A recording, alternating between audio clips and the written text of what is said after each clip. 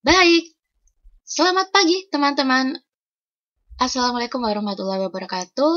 Hari ini teman-teman akan melaksanakan perkuliahan pengantar ilmu hukum 3 SKS pertemuan kelima. Ya, jadi pertemuan kelima ini kita akan membahas tentang tujuan hukum. Nah, di sini saya menuliskan ini ya, pertanyaan mengapa sih diadakan hukum? Nah, jadi jawaban atas pertanyaan tersebut kurang lebih itu mengarah pada tujuan hukum. Jadi, mengapa diadain hukum? Emang tujuannya hukum itu apa sih? Nah, kurang lebih seperti itu ya, untuk membantu pemahamannya teman-teman. Kalau yang teman-teman sering dengar, eh, jawaban mengapa sih diadakan hukum? Emang tujuannya apa sih? Nah, biasanya teman-teman mungkin lebih sering dengarnya, oh, biar apa ya, mencapai ketertiban dalam masyarakat, Bu. Kemudian biar keadilan itu semakin tegak, Bu. Nah, bisa juga Bu itu untuk apa ya, sistem pelindungan hukum gitu, untuk menjaga kepentingan individu, kemudian terbentuklah sistem pelindungan hukum. Nah, mungkin yang teman-teman sering dengar seperti itu ya.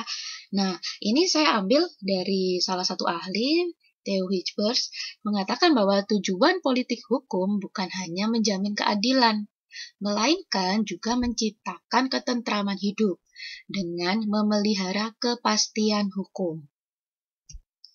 Nah, di sini berarti beliau menegaskan bahwa sebenarnya kepastian hukum itu bukan merupakan tujuan atau politik hukumnya. Nah, melainkan kepastian hukum merupakan sesuatu yang harus ada apabila keadilan dan ketentraman hendak diciptakan. Jadi, kepastian hukum ini harus ada jika tujuan yang ini, keadilan, dan tujuan yang ini, ketentraman hidup, itu akan diciptakan, akan diwujudkan, membutuhkan alat, yaitu kepastian hukum.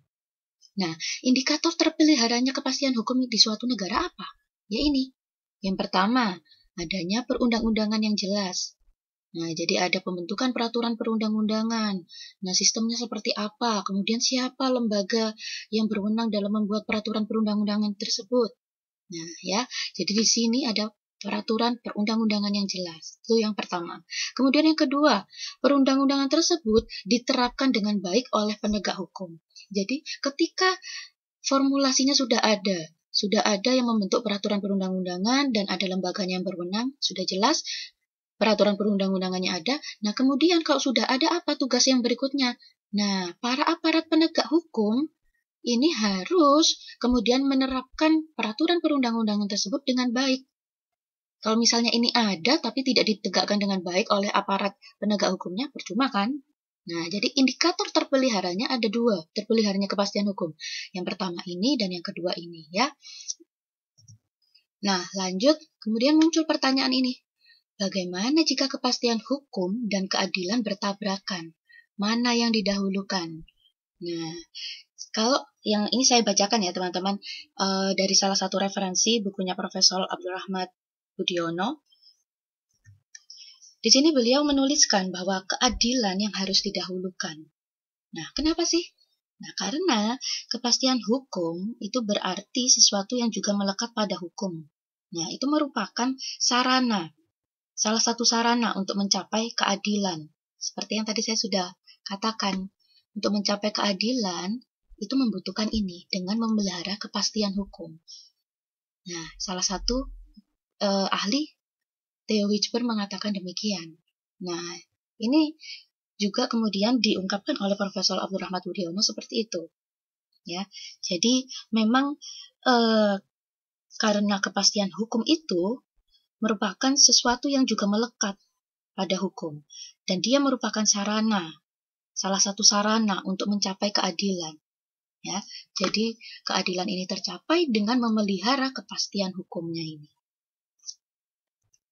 Lebih lanjut, Profesor Abdurrahman Budiono juga mengatakan, tentu saja sangat tidak rasional apabila sesuatu yang hendak dicapai ditiadakan untuk mempertahankan sarana pencapaian tujuan itu. Ya, jadi nggak rasional kalau sesuatu yang hendak dicapai itu kemudian ditiadakan hanya untuk mempertahankan sarana pencapaian tujuannya. Ya, jadi di sini ditegaskan bahwa keadilan yang harus diutamakan.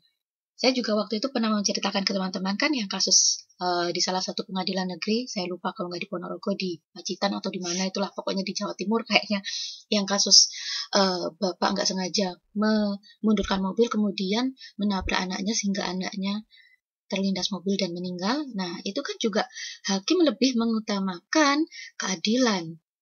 Hakim memberikan pidana, menyatakan si bapak ini bersalah. Dalam putusannya bapak ini dinyatakan bersalah telah pasal 359 telah melanggar pasal 359 karena ketidakhati-hatiannya menyebabkan orang lain meninggal. Nah, tapi kan tidak kemudian, walaupun dinyatakan bersalah, tapi tidak diberikan pidana berupa penjara dan sebagainya. Beliau kemudian tidak dipidanakan seperti itu, karena bagi hakim, rasa bersalah yang dialami oleh bapak itu, apalagi istrinya juga kemudian menjadi gila, dan kemudian beliau masih harus menghidupi anak-anaknya. Nah, itu sudah merupakan penderitaan untuk beliau. Nah, di sini kemudian hakim lebih memilih konsep keadilan, bukan kepastian hukum. Kalau hakim memilih kepastian hukumnya, pasti hakim akan menerapkan pasal 359 itu. Dipenjaralah si bapak ini. Tapi di sini tidak. Hakim lebih mengutamakan konsep keadilan. Ya, yang adil bagi keluarga itu adalah ketika si anak keluarga itu sudah mengalami penderitaan, anaknya meninggal, bapaknya merasa bersalah, istrinya menjadi gila, padahal bapaknya kalau misalnya di penjara, siapa yang menghidupi anak-anak yang lainnya? Nah, itu kemudian hakimnya memberikan konsep keadilan seperti itu. Ya, jadi hakim mengutamakan keadilan di kasus itu ya, di putusan itu. Dan teman-teman juga pasti tahu bahwa menjadi hakim itu juga tidak mudah. Dalam irah-irah setiap putusan selalu ada kata-kata seperti demi keadilan berdasarkan ketuhanan yang Maha Esa. Demi keadilan. Nah, di sini sudah sangat jelas. Tujuan hukum keadilan. Ketika dia bertabrakan dengan kepastian hukum, utamakan keadilan. Di sini saya juga kemudian mengutip salah satu asas hukum. Sumum ius, summa inuria, summa lex, summa crux. Asas hukum ini berarti bahwa semakin tinggi kepastian hukum adalah ketidakadilan. Ya, jadi di sini kalau misalnya bertabrakan antara keadilan dan kepastian hukum, dahulukan keadilan. Seperti itu. Ya, kita lanjut ke slide berikutnya. Nah, jadi teman-teman, dalam referensi itu dikenal beberapa teori tentang tujuan hukum. Yang pertama ada teori etis, kemudian teori utilitis, dan kemudian yang terakhir teori jalan tengah. Kita bahas satu persatu ya. Yang pertama teori etis. Teori etis ini menyatakan bahwa satu-satunya tujuan hukum adalah menciptakan keadilan. Nah, jadi memberikan apa yang menjadi hak dari setiap orang. Namun, teori ini ada kelemahannya. Yang pertama sulit dilaksanakan. Kemudian yang kedua, makna keadilan sulit dirumuskan. Nah, saya sangat memahami hal seperti ini. Karena kita coba berpandangan bahwa secara subjektif, menurut A itu adil, belum tentu juga menurut B itu adil. Jadi sesuatu hal yang menurut A itu peristiwa yang adil, tapi belum tentu juga si B melihat itu sebagai sesuatu hal yang adil. Nah, karena kembali lagi ke subjektivitas masing-masing individu. Nah, jadi sulit.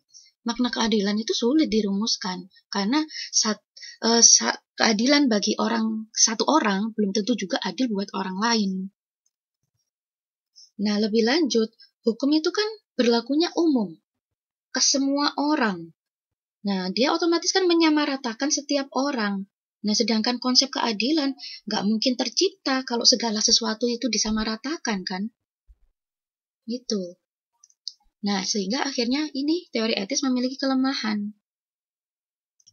Kalau teman-teman membaca referensi lain, mungkin akan menemukan makna keadilan yang dikemukakan oleh Aristoteles.